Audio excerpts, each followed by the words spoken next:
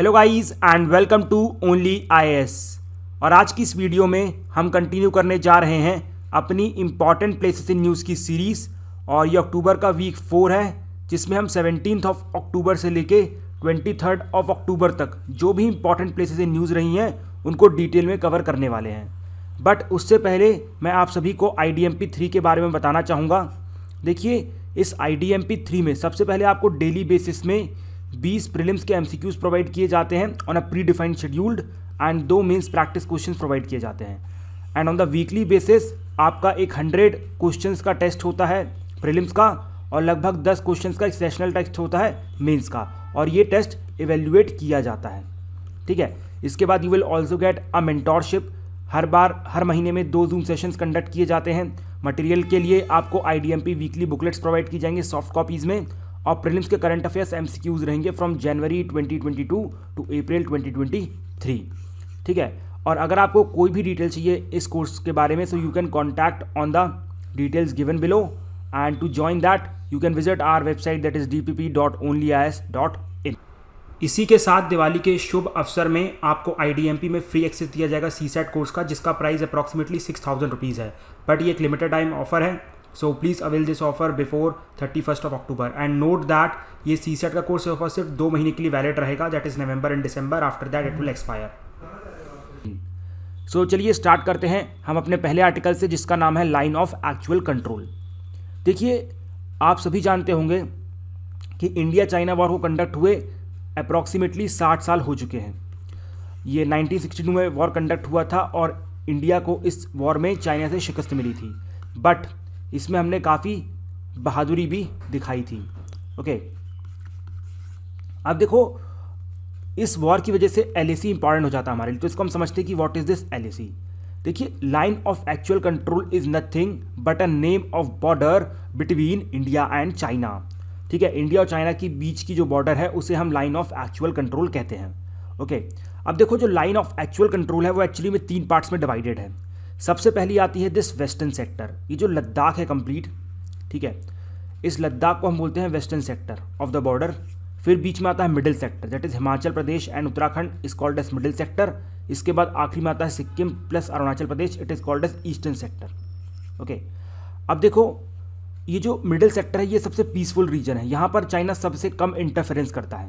Okay, और ये जो ईस्टर्न सेक्टर है यहाँ पर चाइना सिर्फ और सिर्फ वर्बली इंटरफेयर करता है, अब इवन टेरिटोरियली भी करने लगा है। बट जो मैक्सिमम इंटरफेरेंस होती है चाइना तरफ से वो होती है लद्दाख के रीजन में। बिकॉज देखो, जो लद्दाख का रीजन है ना चाइना के लिए बहुत इंपॉर्टेंट है, बिकॉज यहाँ पर लाई करता है उनका तिब्बत, कंप्लीट यहाँ पर तिब्बत है, और यहाँ पर ऊपर जिंजियांग है। ठीक है, जहाँ पर बहुत ही फेमस कम्युनिटी रहती है। आपको नाम बताना, what is the name of that famous community? Uyghur Muslim. Okay, अब ये उनको कनेक्ट करने का काम करता है, तो that's why they need it. Okay, यहाँ पर दे नीड इट और not, it is a matter of debate even for China. But middle sector में it is quite peaceful, because यहाँ पर उन्हें कुछ खास चाहिए नहीं। तो it all depends on the wants and needs of the people. ठीक है, आपको समझ में आया कि इंडिया चाइना की बॉर्डर 3 पार्ट में डिवाइडेड है। Fine, it's well and good. अब देखो, ये जो बॉर्डर है, एक और बॉर्डर का नाम आपने सुना होगा, दैट इज LOC। ठीक है, that is line of control. तो लाइन ऑफ कंट्रोल जो बॉर्डर है, it is between India and Pakistan. अब आपको पता है लाइन ऑफ कंट्रोल कैसे डिफर करती है from line of actual control? Okay, let me tell you. देखो, जो लाइन ऑफ कंट्रोल है ना, इसे दोनों कंट्रीज रिकॉग्नाइज करती हैं, इंडिया एंड पाकिस्तान बोथ, और हमारे पास कॉन्ट्रेक्चुअल अग्रीमेंट है। फॉर एग्जाम्पल शिमला अग्रीमेंट है, इवन जो दोनों आर्मीज के DGMO हैं उन्होंने तक रिकॉग्नाइज किया है दीज 2 बॉर्डर्स को। ठीक है, एक at like kind of international sanctity है इस बॉर्डर को।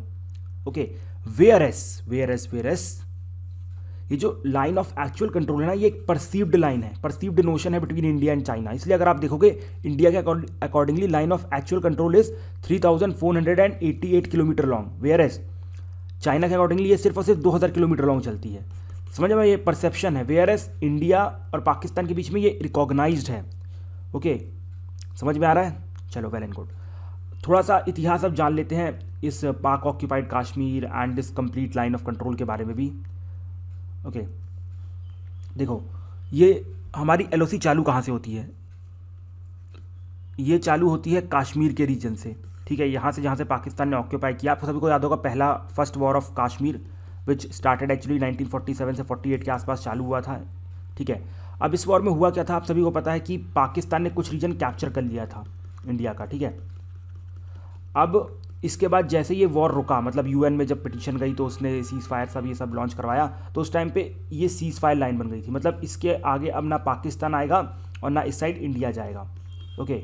और यही बॉर्डर आगे चल के लाइन ऑफ कंट्रोल बनती है, ठीक है। जब 1972 का अग्रीमेंट हुआ था, शिमला अग्रीमेंट, तो उस टाइम पे इंदिरा गांधी जी ने बोला था कि आप इसको लाइन ऑफ कंट्रोल रिकॉग्नाइज करो, ठीक है। तो उस टाइम पे पाकिस्तान ने इसे लाइन ऑफ कंट्रोल रिकॉग्नाइज किया था। Earlier it was called as ceasefire line, now it is called as line of control. अब देखो ये चालू होती है कहाँ पर, कश्मीर के रीजन में चालू होती है, जैसे कश्मीर की शुरुआत होती है जहाँ से पाकिस्तान कैप्चर है, and it goes till NJ 9842, NJ 9842, ठीक है। अब देखो इसके यहाँ पर भी एक डिस्प्यूट आया था in 1980s which is called as dispute of Siachen glacier.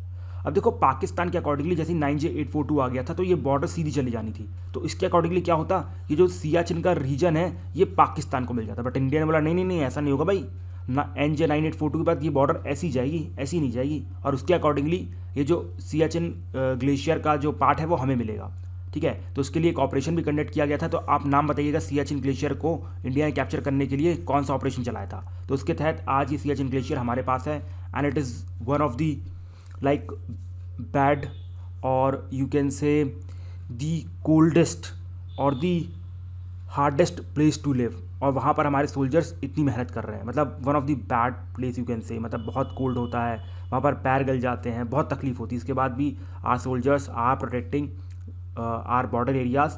Even कई बार डिस्कशन भी हुआ कि इसे डीमिलिटराइज कर दिया जाए, ठीक है, बट इट्स लाइक कि सब लोग यही चाहते हैं कि ये उनके रीजन में जाए। अब पाकिस्तान को डर है कि इंडिया और कैप्चर कर लेगा, इंडिया को डर है कि पाकिस्तान कैप्चर कर लेगा, that it is not able to demilitarise it, ठीक है। और इसके बाद देखो ये जो रीजन है, जिस रीजन, ठीक है, जो कश्मीर के साथ लगता है completely, that is called as Azad Kashmir by Pakistan, ठीक है। और जो ऊपर का रीजन है that is called as Gilgit Baltistan, इनको इन्होंने अभी 5th प्रोविंस का स्टेटस भी दे दिया है, ठीक है। और हम दोनों रीजन को कंबाइन बोलते हैं पाक ऑक्यूपाइड कश्मीर। देखो पाकिस्तान अलग अलग करता है, it is called as Azad Kashmir according to Pakistan, जो कश्मीर वाला रीजन है, और ऊपर जो उनका गिलगिट बल्तिस्तान वाला रीजन है इसे ये लोग अपना 5th प्रोविंस बता चुके हैं, ठीक है। और हम इस पूरे रीजन को बोलते हैं पाक ऑक्यूपाइड कश्मीर, ठीक है। अब इसके बाद एक और रीजन यहाँ पर आता है दैट इज सक्शगाम वैली। देखो इसका इतिहास भी समझ लो क्या हुआ था कि जब 1960 वॉर कंप्लीट हुआ था ना, तो उस टाइम पे चाइना जीत गया था, पाकिस्तान सोचा कि इनके साथ फ्रेंडशिप बढ़ाते हैं, डबल अटैक करेंगे हम इंडिया के ऊपर। तो खुश होके, मतलब खुशी के एज अ गेस्चर, इन्होंने अपनी ही टेरिटरी का एक पार्ट चाइना को गिफ्ट कर दिया था। इसी पार्ट को हम बोलते हैं सक्शगाम वैली, ठीक है। ये अक्साइचिन तो आप जानते हैं, LAC के साइड में पड़ता है अक्साइचिन, ठीक है। So this is all about line of actual control and line of control, okay. I hope you must have understood this in detail. Now let's come to the next article and it is about South China Sea. देखो South China Sea Pacific Ocean का part है, this complete is Pacific Ocean, और this is part of this actually inside of Pacific Ocean lies the South China सी, ठीक है।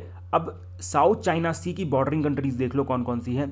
यहाँ से चालू करते हैं ब्रुनेई, फिर यहाँ पर हो गया कंबोडिया, फिर this is our favourite that is China, then इसके बाद यहाँ पर हो गया हमारा इंडोनेशिया, फिर हो गया मलेशिया, फिर इसके बाद यहाँ पर आपको देखने को मिलेगा फिलीपीन, फिर यहाँ पर यू विल सी सिंगापुर, छोटा सा मलक्का स्टेट के पास लाई करता है, फिर यहाँ पर हो जाएगा हमारा Taiwan, where is Taiwan, this is Taiwan, okay. Taiwan के बाद लाई करता है हमारा यहाँ थाईलैंड, ये देखो यहाँ पर गल्फ ऑफ थाईलैंड के थ्रू कनेक्टेड है साउथ चाइना सी से, और फिर आता है फाइनली वियतनाम, फाइन। अब देखो यहाँ पर कुछ कनेक्टिंग पॉइंट्स हैं, दिस यू शुड रिमेंबर। सबसे पहले यहाँ पर हमारा लाई करता है लुजोन स्ट्रेट, ठीक है। लुजोन स्ट्रेट क्या करता है, फिलीपीन सी को कनेक्ट करता है साउथ चाइना सी के साथ, this you should remember, okay. फिर ऊपर लाई करता है यहाँ पर हमारा ताइवान स्ट्रेट, यहाँ पर ताइवान स्ट्रेट, इसे पहले फॉर्मोसा स्ट्रेट भी कहा जाता था, ठीक है। अब ताइवान स्ट्रेट कनेक्ट करता है ईस्ट चाइना सी को विथ साउथ चाइना सी। अभी ईस्ट चाइना सी के बारे में पढ़ने वाले हैं, ठीक है, इस बार वो भी न्यूज़ में है। अब यहाँ पर कुछ इंपॉर्टेंट आइलैंड्स हैं, ओके, ये UPSC कई बार पूछ चुका है तो यू शुड रिमेंबर दिस। सबसे पहले हो गया यहाँ पर पारासल आइलैंड, ठीक है, यहाँ पर होगा स्पार्टले आइलैंड, और यहाँ पर हो जाएगा स्कारपाक शरोल, ठीक है। So this you have to remember, these are the important points related to South China Sea. Now come to the next article and it is about East China Sea and why this East China Sea is in news. भाई reason is very simple, because China और Japan फिर से Senkaku island के ऊपर कुछ ना कुछ dispute लेके आ रहे हैं। देखो यहाँ पर लाई करता है हमारा सेनकाकू आइलैंड, यहाँ पर आपको ताइवान दिख रहा है, जिस चाइना दिख रहा है, यहाँ पर जापान दिख रहा है, इसके बीच में जो यहाँ पर ग्रुप ऑफ आइलैंड्स है, यहाँ पर लाई करता है हमारा सेनकाकू आइलैंड, या फिर से दियाओ आइलैंड भी बोलते हैं। ठीक है, अब ये भाई East China Sea is also part of Pacific Ocean, ये कंप्लीट हमारा पैसिफिक ओशन है, और East China Sea is also part of what, yes, Pacific Ocean. अच्छा अब ये बताओ, अभी जो हमने डिस्कस किया था साउथ चाइना सी, वो कहाँ पर लाई करता है? ये देखो भाई, ये रहा हमारा Korean straight, that is Formosa straight, इसके साउथ में लाई करता है साउथ चाइना सी। समझ में आया?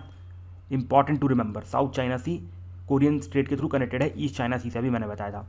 ठीक है, अब ईस्ट चाइना सी की बॉर्डरिंग कंट्रीज देख लो, this is China, this is South Korea, this is Japan. Okay, done, and this is group of islands, important group of island. तो this you have to remember, this is China, Taiwan, Japan, South Korea, 4 country surround कर रही है किसको, east China सी को। और नीचे क्या है, नीचे है साउथ चाइना सी, और किससे कनेक्टेड है, East China Sea, South China Sea, that is through Korean Strait. इसके बाद टॉप में यहाँ पर आपको मिलेगा येलो सी, ये this you have to remember. ठीक है, yellow sea is connected with East China Sea. Okay, so this is about East China C.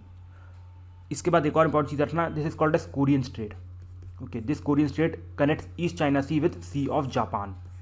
C of Japan is connected to East China Sea through Korean strait, this you have to remember. Fine, चलो come to the next article and it is about Kuril island. अब देखो ये Kuril island क्या है, देखो Kuril island चालू होते हैं होकाइडो से। Hokkaido is part of, very good, Japan. Japan का टॉप मोस्ट आइलैंड है होकाइडो, नदर्न मोस्ट आइलैंड भी कह सकते हैं। तो यहाँ से चालू होते हैं हमारे कुरिल आइलैंड, और ये कहाँ तक चलते हैं, कंप्लीट रशिया के कामचटका पेनिनसुला था, this is called as Kamchatka peninsula of Russia, और this is Hokkaido island of Japan. अब देखो ये जो कुरिल आइलैंड है ना, they are actually part of Pacific ring of fire. Pacific ring of fire आप जानते हैं कि यहाँ पर सबसे ज़्यादा वॉल्केनोज और अर्थक्वेक एक्टिविटीज़ देखी जाती है। वैसे आप पैसिफिक रिंग ऑफ फायर के बारे में ज्योग्राफी में डिटेल में पढ़ेंगे, but actually it is a kind of ring. ठीक है, जो कहाँ पर लाई करता है, देखो मैं आपको अच्छे से मैप के थ्रू बताता हूँ इफ़ इट इज़ पॉसिबल। देखो ये जो आप दिख रहा हो कंप्लीट पैसिफिक ओशन, ये जो यहाँ पर आपको दिख रहा होगा, और यहाँ पर फिर हमारा यूएस वाला रीजन होगा। तो ये जो कंप्लीट रिंग बनती है ना, this is called as Pacific ring of Fire. यहाँ पर बहुत ज़्यादा वॉल्केनिज्म और अर्थक्वेक एक्टिविटीज़ देखने को जाती है।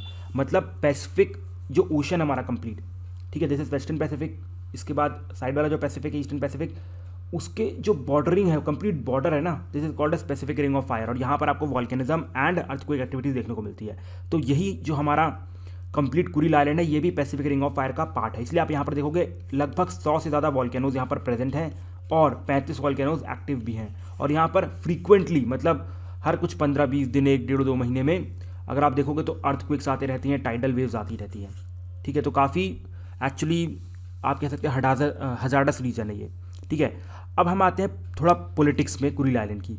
अब देखो जो कुरिल आइलैंड है ये कंप्लीट डिस्प्यूटेड नहीं है, इसके जो 4 ये जो नीचे का आइलैंड है ना, दिस इज डिस्प्यूटेड। अब इसे जापान कहता है नदर्न टेरिटरीज। जापान क्या कहता है, नदर्न टेरिटरीज। जैसे हम उसको बोलते हैं पाक ऑक्यूपाइड कश्मीर, और उनको पाकिस्तान बोलता है आज़ाद कश्मीर, तो वैसे ही हम इसको बोलते हैं नदर्न, ये जो जापान इसे बोलते हैं नदर्न टेरिटरीज, और चाइना, सॉरी हमारा जो रशिया है इस रीजन को बोलता है साउथ कुरिल्स।